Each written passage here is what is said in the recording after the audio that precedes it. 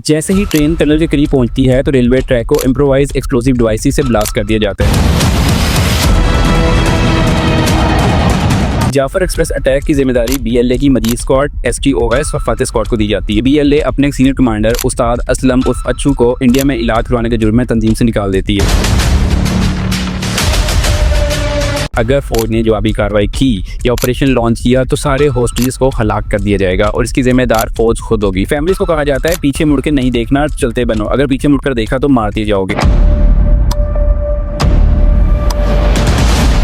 पुलान का इलाका इतना वीरान और बंजर है कि यहाँ से करीबी रोड भी 30 से 35 किलोमीटर दूर वाक़ है। हर कुछ देर बाद इनको एक नया ही ऑर्डर मिलता था, फिर ये लोग आते थे, 4-5 लोगों को ट्रॉली से उठाते थे, झाड़ियों के पीछे ले जाकर कत्ल कर देते थे। 80 मुसल्ला दहशतगर्द रात के 11 बजे पहाड़ों से उतरते हैं और पूरे इलाके पर काबिज हो जाते हैं। लेविस फोर्स, नादरा का ऑफिस और म्यूनिसिपल कमेटी की बिल्डिंग को आग लगा दी जाती है। ये सोल्जर्स हेलीकॉप्टर और पैराशूट के जरिए दुश्मन की टेरिटरी में उतरकर सरप्राइज अटैक करते हैं। 3 पंजाबी मुसाफिरों को बस से उतरने के बाद एक लाइन में खड़ा किया जाता है। बिना किसी वजह से, बिना किसी वार्निंग के इन्हें गोलियों से भून दिया जाता है। खुद कुछ जैकेट पहनने वालों को लाइफ जैकेट पहनने तक की भी मोहलत नहीं दी जाएगी।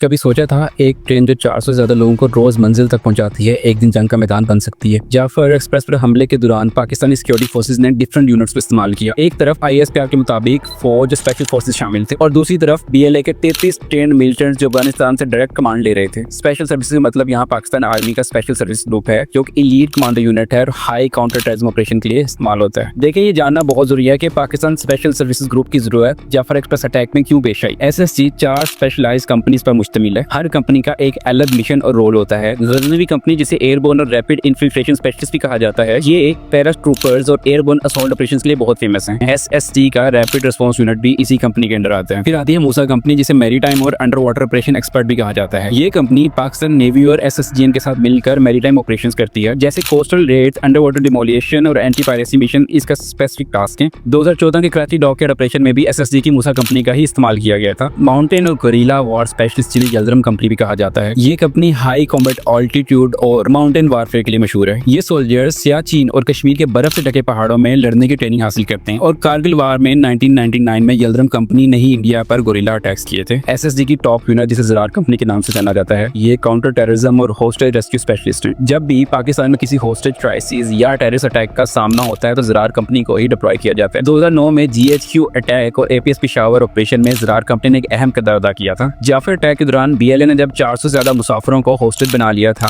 ऐसे high risk hostage rescue operation के लिए पाकिस्तान आर्मी के रेगुलर ट्रूप्स की बजाय SSG को डिप्लॉय करना पड़ा। देखें, ये सिर्फ एक नॉर्मल सिक्योरिटी अटैक नहीं था, बल्कि पाकिस्तान के सिक्योरिटी डायनामिक्स पे कई तरह के सवाल उठा रहा था। लेकिन असली सवाल तो ये है, BLA की सिर्फ फंडिंग कहाँ से आती है? क्या ये सिर्फ बाकी ही बलोचिस्तान की आज़ादी की जंग है या इसके पीछे एक बहुत बड़ा खेल खेला जाए? मैं हूं अली इकबाल और आज हम सिर्फ जाफर एक्सप्रेस की नहीं बल्कि BLA की हिस्ट्री, पाक बलोच रिलेशनशिप और इंटरनेशनल इन्वॉल्वमेंट का एक फैक्ट बेस्ड और अनबायस्ड एनालिसिस करेंगे। पुलान का इलाका इतना वीरान और बंजर है कि यहाँ से करीबी रोड भी 30 से 35 किलोमीटर दूर वाक़ है और इसी वीरानियत का फायदा उठाते हुए Balochistan liberation army Jaffar express पर अटैक का प्लान बनाती है। जाफर एक्सप्रेस जो क्वेटा से पेशावर जा रही थी, खौफनाक हमले का शिकार हो जाती है। जैसे ही ट्रेन टनल के करीब पहुंचती है तो रेलवे ट्रैक को इम्प्रोवाइज एक्सप्लोसिव डिवाइसेस से ब्लास्ट कर दिया जाता है। देखिए, BLA खूब जानती थी कि ये ट्रेन आम मुसाफिरों के साथ साथ आर्मी पर्सनल से भरी पड़ी है जो ईद की छुट्टियों के लिए अपने घर जा रहे थे। BLA इस ब्लास्ट के बाद फौरन एक स्टेटमेंट जारी करता है और जाफर एक्सप्रेस की जिम्मेदारी कबूल कर लेता है। देखिए, जिस तरह आर्मी के अंदर डिफरेंट यूनिट और स्क्वाड होते हैं, इस तरह BLA ने भी खुद को डिफरेंट यूनिट और स्क्वाड में तस्लीम कर रखा है। जाफर एक्सप्रेस अटैक की जिम्मेदारी BLA की मजीद स्क्वाड, STOS और फतेह स्क्वाड को दी जाती है। BLA अपने सीनियर कमांडर उस्ताद असलम उर्फ अच्छू को इंडिया में इलाज करवाने के जुर्म में तंजीम से निकाल देती है। अपने करीबी साथी के साथ मिलकर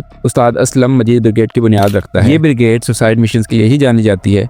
जाफर एक्सप्रेस को हाईजैक करने वाले तमाम सुसाइड बम्बर्स भी इसी ब्रिगेड का हिस्सा थे। पहले ये दावा करते हैं इनकी गिरफ्त में 100 से ज्यादा फौजी एहलकार शामिल और इसके साथ ही वाज़ेह वार्निंग जारी करते हैं, अगर फौज ने जवाबी कार्रवाई की या ऑपरेशन लॉन्च किया तो सारे होस्टेजेस को हलाक कर दिया जाएगा और इसकी जिम्मेदार फौज खुद होगी। और ये भी कहा जाता है कि अगर हमारे मुतालबात ना माने गए तो अंजाम बहुत खतरनाक होगा। बेसिकली ये पाकिस्तान आर्मी से एक्सचेंज प्रोग्राम का मुतालबा करते हैं, यानी हमारे कैदी ले जाओ और अपने कैदी ले जाओ, जिसमें औरतें, बच्चे और जवान शामिल थे। फैमिलीज को कहा जाता है पीछे मुड़ के नहीं देखना, चलते बनो, अगर पीछे मुड़कर देखा तो मारते जाओगे। देखिए, जाफर एक्सप्रेस पाकिस्तान की एक बहुत इंपॉर्टेंट रेलवे सर्विस है जो क्वेटा से पेशावर तक जाती है। बलोचिस्तान से निकलने वाली ट्रेन की हर बोगी में 1 से 2 सिक्योरिटी पर्सन भी मौजूद होते हैं जो एक खास मुकाम के बाद जाकर उतार दिए जाते हैं। नॉर्मली ये ट्रेन जैकबाबाद, सीबी, रोडी और पंजाब के कई इलाकों से होते हुए अपनी मंजिल तक पहुंचती है। ये नॉर्मल रूटीन में 1572 किलोमीटर का सफर तय करती है और हर रोज इसमें 400 से ज्यादा मुसाफिर सफर करते हैं। आप में से कई लोग सोच रहे होंगे कि जाफर एक्सप्रेस क्वेटा से पेशावर डायरेक्ट क्यों नहीं जाती, जो कि 700 से 800 किलोमीटर का आधा सफर है। देखें, इसके पीछे बहुत बड़ी बड़ी वजूहत हैं, जिनमें से चंद एक मैं आपसे शेयर कर देता हूँ। पाकिस्तान रेलवे का ट्रैक सिस्टम 2 मेजर गेज पर बना है। ब्रॉड गेज जो पाकिस्तान का प्राइमरी रेलवे गेज है, ये पाकिस्तान रेलवे का सबसे ज्यादा इस्तेमाल होने वाला ट्रैक गेज है। इसकी चौड़ाई 5 फुट 6 इंच होती है, जो स्टैंडर्ड ब्रॉड गेज साइज है। क्योंकि इसकी कैपेसिटी ज्यादा होती है, इसी वजह से माल गाड़ियां और भारी पैसेंजर ट्रेन के लिए ये एक आइडियल गेज है। फिर आता है मीटर गेज, जिसे नैरो गेज और पुराने जमाने का हिस्टोरिक गेज भी कहा जाता है। मीटर गेज की चौड़ाई तकरीबन 3 फुट 3 इंच होती है। पाकिस्तान में ये सिर्फ कुछ पुराने रूट्स पर हिस्टोरिक रीजन की वजह से मौजूद है। क्वेटा से पेशावर डायरेक्ट रेल लिंक काफी चैलेंजिंग है, क्योंकि ट्रैक इंफ्रास्ट्रक्चर पूरा ब्रॉड गेज पर नहीं बना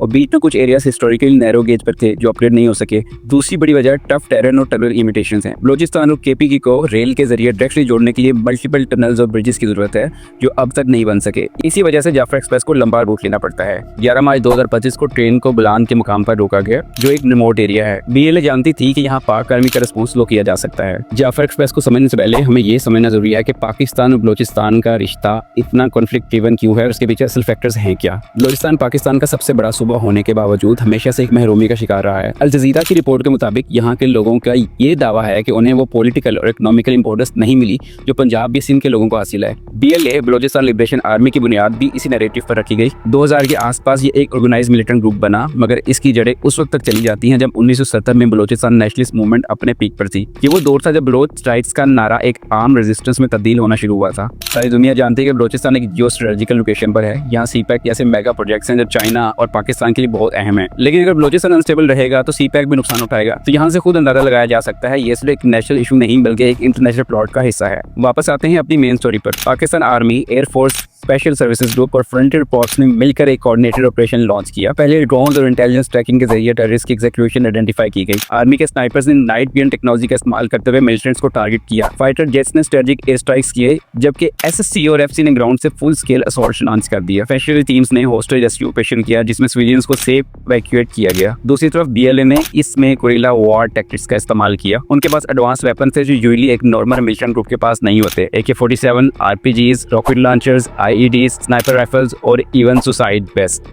दहशतगर्द होस्टेजेस को उनके प्रोविंशियल आइडेंटिटी की बेस पर ग्रुप्स में डिवाइड करते हैं, यानी कि पंजाबी, सिंधी और बलोची।